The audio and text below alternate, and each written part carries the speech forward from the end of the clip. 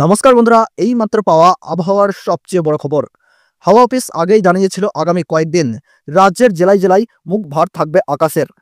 জায়গায় জায়গায় তুমুল ঝড় বৃষ্টি, কালবৈশাখীর দাপট দেখাবে। ঘন্টায় 50 কিমি বেগে ঝোড়ো হাওয়া বইতে পারে।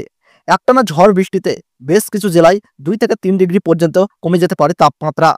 হাওয়া অফিস জানাচ্ছে আগামী 22শে মে পর্যন্ত কলকাতা, হাওড়া, হুগলি, উত্তর 24 পরগনা, দক্ষিণ 24 পরগনা, 2 মেদিনীপুর, ঝাড়গ্রাম, পুরুলিয়া, বাঁকুড়া, 2 বর্ধমান, বীরভূম, মুর্শিদাবাদ, নদিয়ায় হালকা থেকে মাঝারি বৃষ্টির পূর্বাভাস, সঙ্গে বজ্রবিদ্যুৎ সহ ঝড়ের সম্ভাবনা।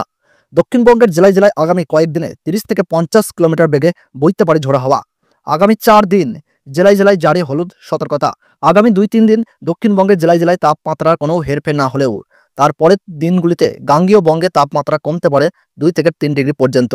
দার্জিলিং, জলপাইগুড়ি, আলিপুরদুয়ার, মালদহ, কোচবিহার, 2 দিনাজপুরেও আগামী কয়েকদিন ঝড় বৃষ্টির প্রবল সম্ভাবনা। 18 থেকে 20 মে পর্যন্ত উত্তরবঙ্গের জেলায় জেলায় ভারী থেকে অতি ভারী বৃষ্টির সম্ভাবনা। ঝড় বৃষ্টিতে শস্যের ক্ষতি হতে পারে, সেই সতর্কতাও জারি করা হয়েছে আবহাওয়া দপ্তরের পক্ষ থেকে। বেলার দিকে তীব্র দাবদাহের পরিস্থিতি তৈরি হলে সকাল 11টা থেকে বেলা 4টে পর্যন্ত দীর্ঘক্ষণ তাপপ্রবাহের সংস্পর্শ এড়িয়ে যাওয়ার পরামর্শ দেওয়া হচ্ছে।